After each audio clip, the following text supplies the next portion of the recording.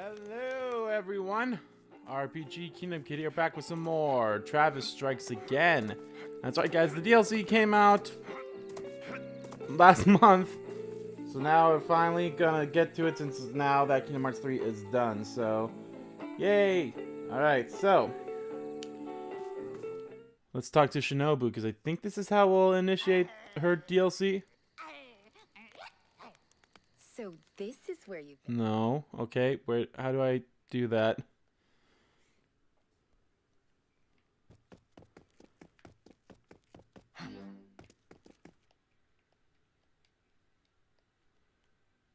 Hey, quit fucking around. Okay, no, we've already seen this.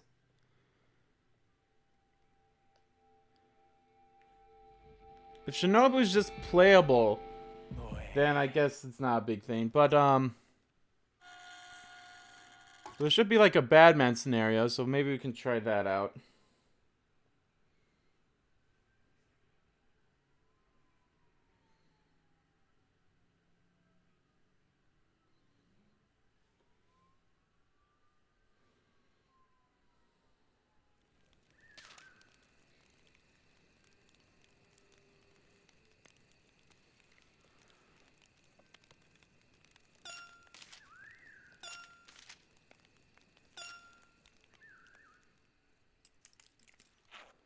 Alright, so I did that. So now maybe Shinobu might be playable.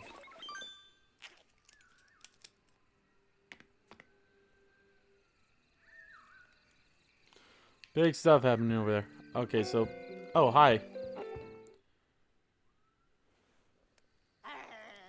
Just doing this again, god damn it.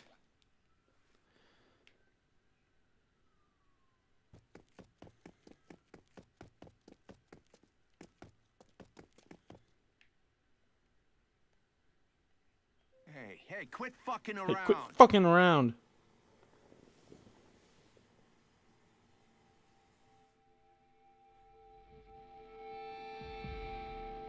Moe.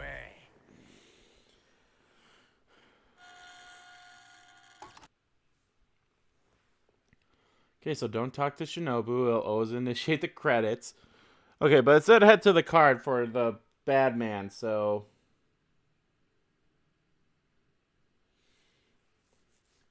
Yeah, here, I'm gonna look at the deals. Whoop, there it goes. No, I'm not gonna save. So, for the Shinobu DLC, I get 2 Shinobu only skills and Badman Strikes Again adventures. So, that looks like to be the only thing that we're going to do. So, it just looks like Shinobu is just like a playable character for us.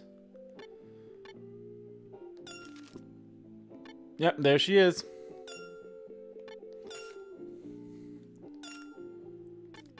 So we got some new ships. Let's look at them. Gecko Ran.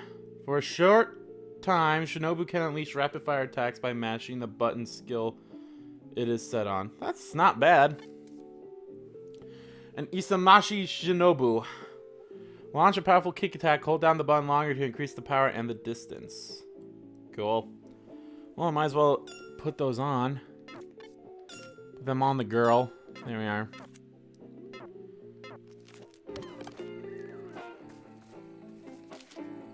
With the car, you can experience Badman Strikes Back, the story of Badman's life.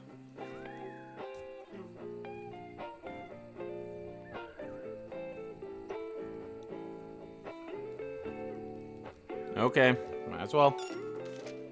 Start Badman Strikes Back? Sure. Let's see what this is all about.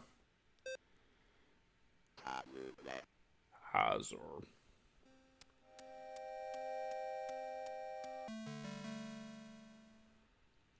Badman Strikes Back. No More Heroes. Scenario 1. Black Dog.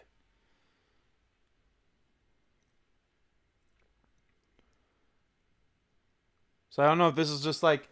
Is it going to be somewhat similar to Travis's thing or what?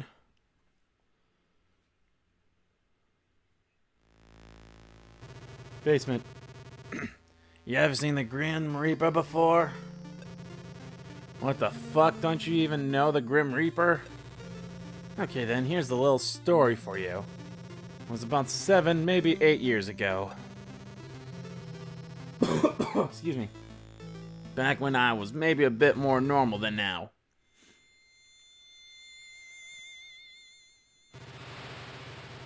It was raining and the road was slick like a seal's back.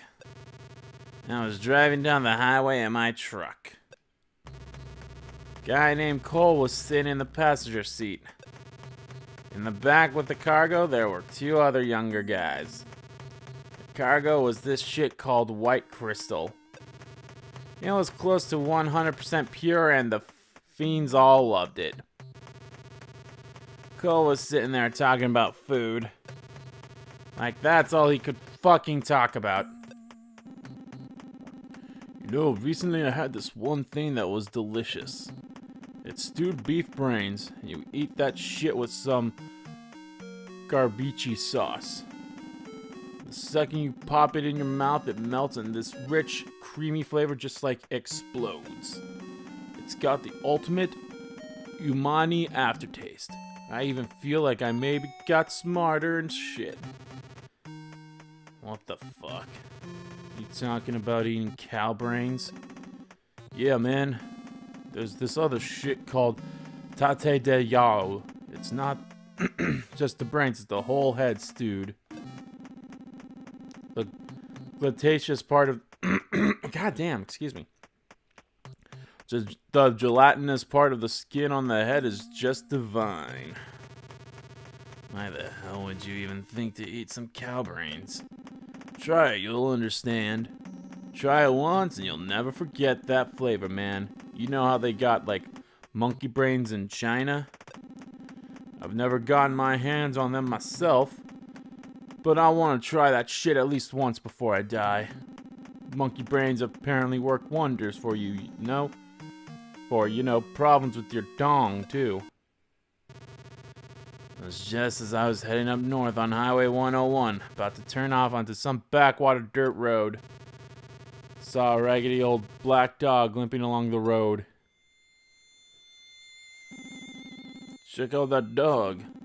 That's an incantation of the Grim Reaper, you know. I had no idea what the hell he was talking about, but I had a bad feeling. Then I was coming out of a turn and I saw this big-ass, taller trailer sitting right in the middle of the fucking road. It's obviously parked there to block off traffic. Slammed on the brakes and suddenly 3, maybe 4 more cars showed up behind us. A fucking ambush? Looks like it, huh?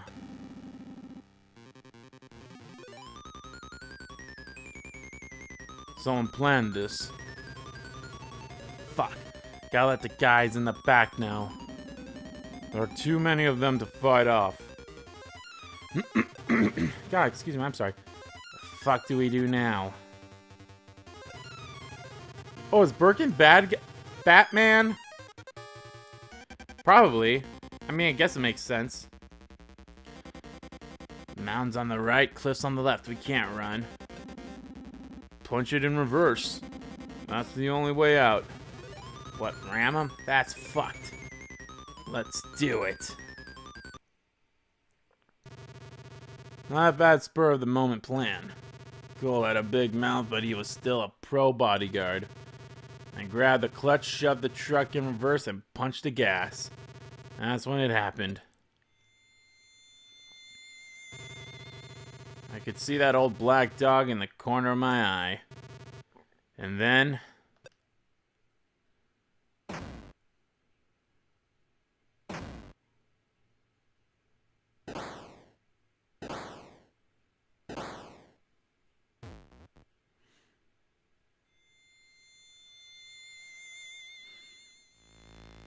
Yowza. I remember Cole saying his aiming his python. Python? I don't know. And shooting me right in the left fucking ear. To be exact, he was aiming for the guy behind me and missed and hit me instead. Fucker. Sound like church bells rang in my rang inside my head and I thought I'd gone deaf. That warm blood starts flowing down my face and now I can't see shit either. I know that the guy behind me had done Cole. Cole had been chewing my ear off about eating brains for lunch or whatever. And now there he was, his own brains blown all over the place. For all I know, them monkey brains were the last thing to go through his own brains before a bullet did. That's when I lost consciousness. Of course, I should have been killed too. But I wasn't. I was unconscious and covered in blood. So they'd probably assume my ass was dead. So I figure that's why the Grim Reaper only took Cole with him to the next world. Which was, you know, a huge fucking mistake. To be continued. Okay. Scenario 2. Beanball.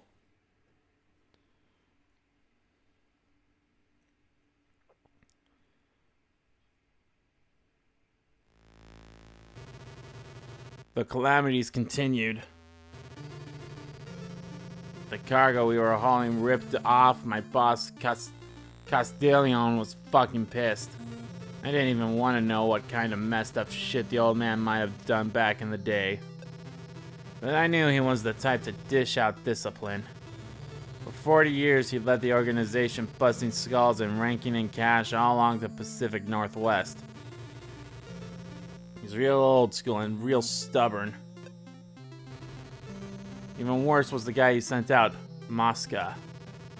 His connections had got him in a spot in the organization, but he was just a young punk, thick as pig shit. Probably got told to jack me up real good.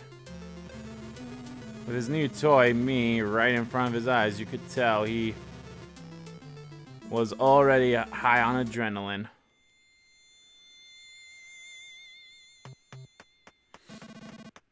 Hey, Birkin.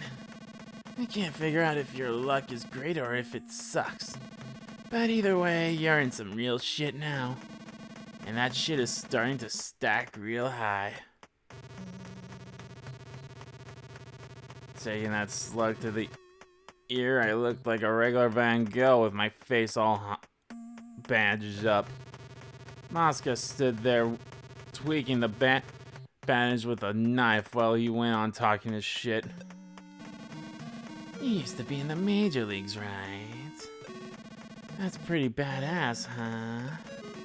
So you pretty famous or what?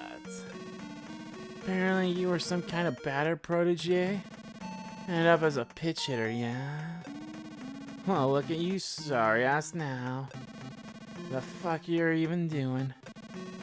Getting your shit ripped off while you're taking a little nap? I guess all you're good at now is fucking up, huh? Whatever. Been a while since I played me some baseball. The pitching machine was the arm-loaded type. Probably Japanese. And that shiny-ass arm launched a 95-mile-per-hour ball right at my goddamn face. But I was fine. I dodged that first ball like nothing. Second ball, too. Mosca started getting all frustrated and was screaming like a little bitch. Hey, old man. Quit moving, goddammit. What the hell, man? Somebody fasten this asshole's head in place for me. Wait, hold up. Yeah, here we go. Mosca rewrapped the bands around my face. Made it into a blindfold. Then he just stood back and watched. But no blindfold was gonna stop my ass. I thought maybe I could dodge the baseballs by listening for the sound. Seriously. You know how many years I spent playing baseball? Me and the old bat and ball go way the fuck back. My left ear was ringing like a bastard and was basically useless. I'd forgotten about that. I took the next ball right to the fucking face. First strike. My brains were wobble like jelly. Time suddenly stood still.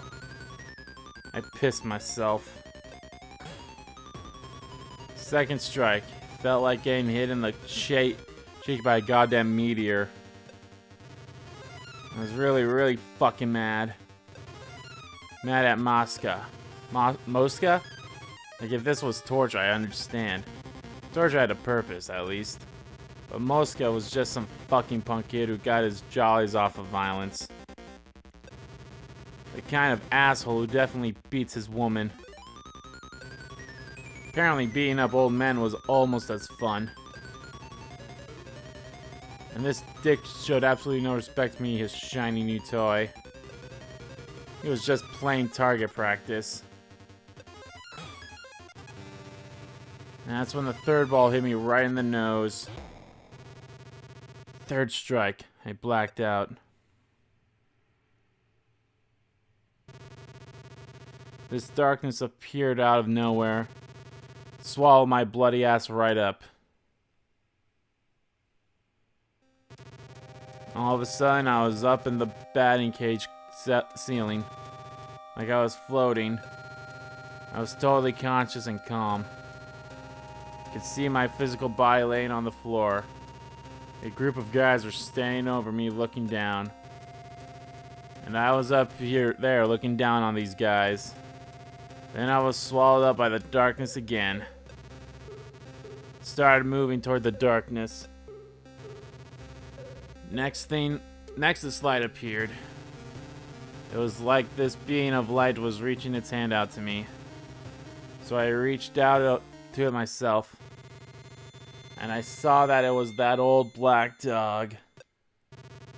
The dog was laughing, showing its fangs. I was fucking scared. Looking at this dog's face like some kind of gag, it fucking terrified me. The feeling of fear blew in me like a hydrogen bomb explosion. I let out a scream.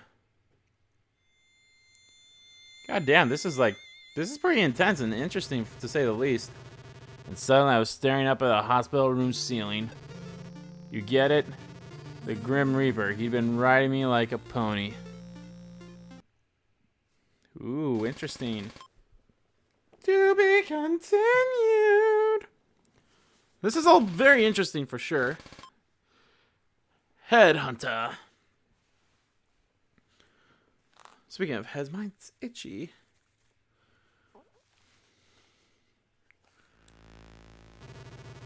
When I woke up in the hospital, it was like I'd come back from the dead.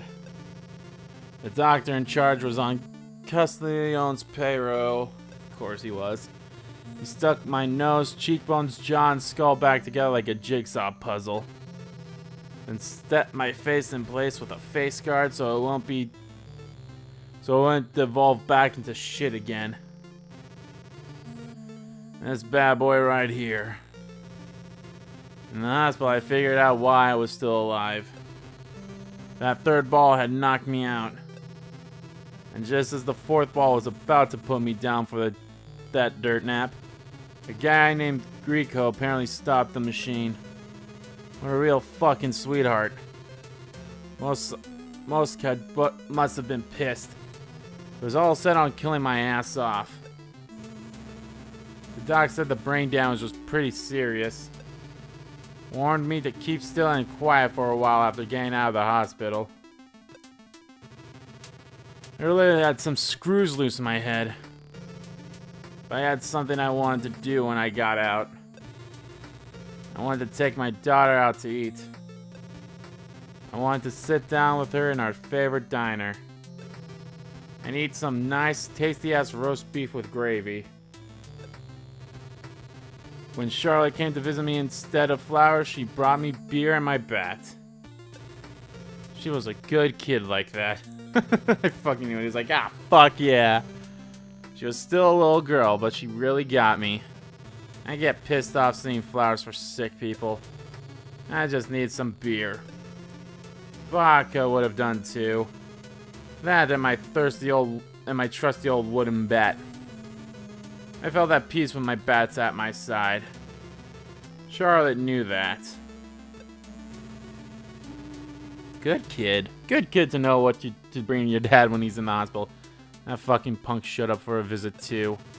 It was around the day before I was set to leave. Moska shows up carrying a pink bouquet. Motherfucker looked like he was gonna pop the question to me or something. Rico, the guy who helped me out, was right there behind him.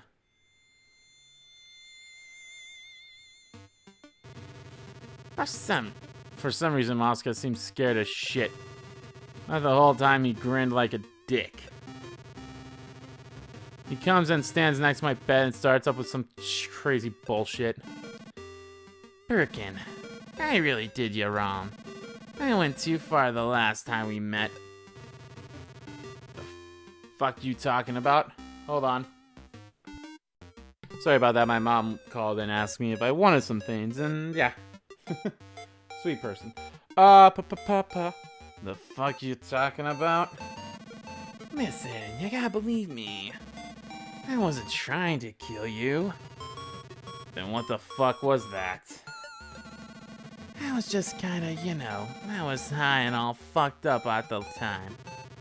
The fuck you so scared of? Just go ahead and sleep. You don't need to get up. Everything's cool, right? Hearing that, I got right the hell up. No, really, please don't get up. You're fucking terrifying. I picked up my little buddy resting there in bed, and took a full swing right at Moska's face. Moska dropped to the floor, spraying blood from his mouth and nose. Droplets of blood splattered on those shitty fucking flowers. Rico looked down at Moska on the floor and goes, "Well, goddamn. One swing you broke his neck. You sure didn't disappoint."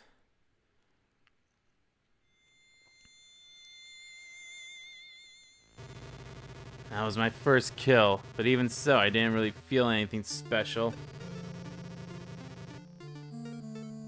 Even I thought that was kind of weird. It felt like all that shit going down was Moska's fault.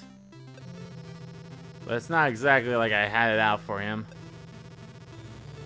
It was just he was the one that loosened these screws in my head.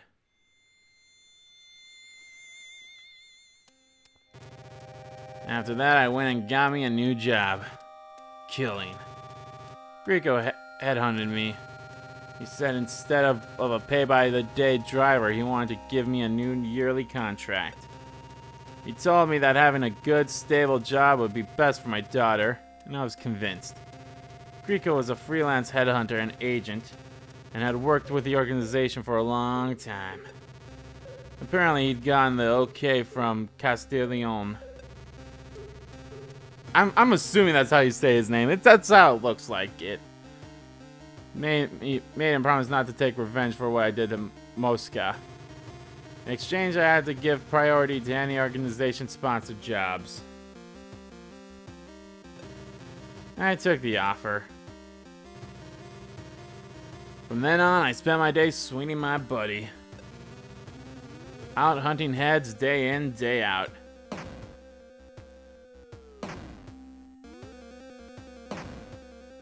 God damn.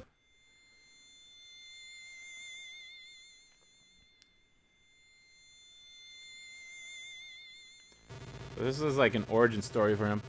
I took to this job like an old, worn-in uniform. It was like this was the way it was supposed to be. Who would have thought that I was good at anything other than baseball, huh? Well, that's how I became an assassin. Cool. I'll probably split this one right here. This one's getting long.